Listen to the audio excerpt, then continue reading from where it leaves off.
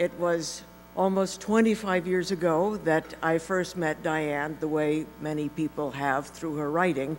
I was on a plane and thumbing through a script that had been piled up for 3 weeks, and I was going, yeah, blah, blah, blah. And then by the third page, I thought, I am so hooked. Thank you, guys. But I knew that I had encountered an extraordinary writer with a unique voice who had created an indelible character I hadn't seen on television before. Someone who was strong, independent, ambitious, successful, funny, yet fully flawed, and oh my God, a woman. I called from the plane and said, what do I have to do to get this?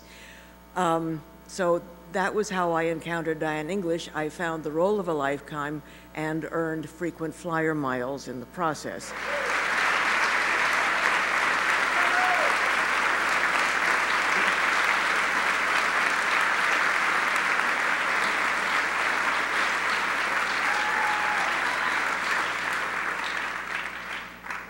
Boy.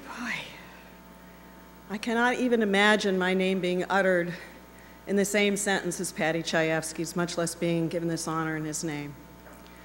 It's been said by many who have come before me, but it bears repeating. To be given an award like this is a career highlight.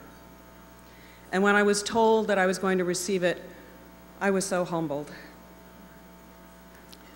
Lifetime achievement. It just sounds so wonderful, doesn't it? Emails and phone calls come pouring in. Congratulations, you really deserve it. And you think, hell yeah, I do. And then because you're a comedy writer, one of a group that eats up most of the WGA Health Fund's mental health allotment, self-doubt inevitably creeps in. Why are they giving this to me now? Am I supposed to be done? I have no intention of being done. I'm going to be like Lillian Hellman, 110 years old, wrapped in an old sweater on a porch in Martha's Vineyard, with a bottle of scotch and a laptop, writing something that somebody will tell me will never get made.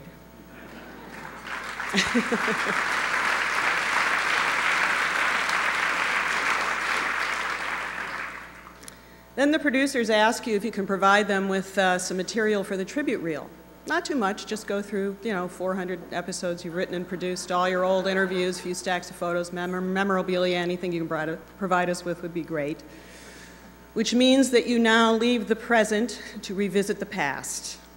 You re-enter life in the writer's room with all the late nights and endless quests for the perfect joke and lukewarm meals eaten from styrofoam containers, while trying to find some second act complication that kicks the story up a notch.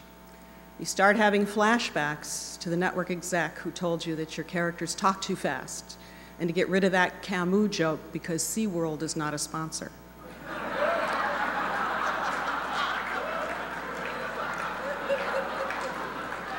True story.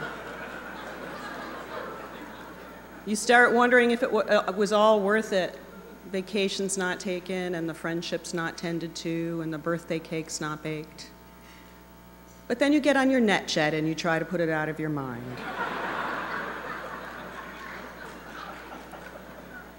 Then, of course, there's the whole finding the dress issue, which is its own nightmare.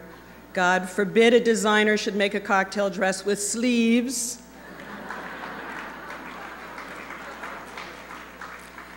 And then there's the event itself, a lovely experience where you will sit in an audience of hundreds watching images of yourself when you had collagen and a husband, followed by the coup de grace, you, the honoree, who is being given an award for advancing the literature of television, literature. You must give a speech that you, the so-called genius literature advancer, have written. Honestly, people, I'm exhausted from this. Considering what I've just been through, this is the best I can do. I am standing before you in a dress without sleeves.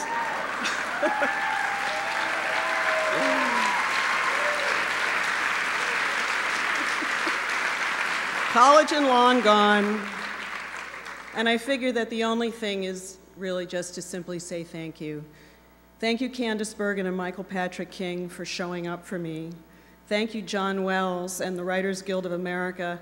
Thank you to my parents who flew in from Buffalo and would have walked here if they had to.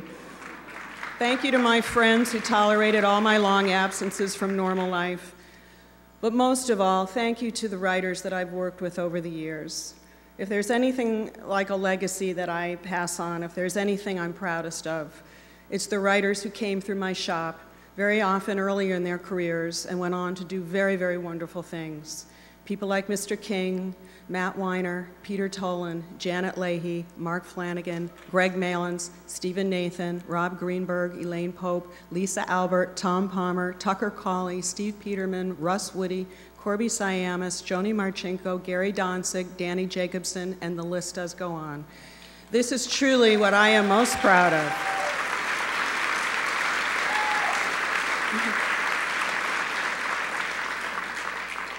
Now, I've been working in the feature film lately, and people often ask me, will you ever come back and do television?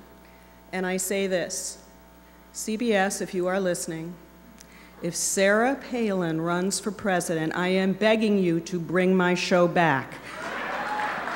6 episodes is all I need. Thank you.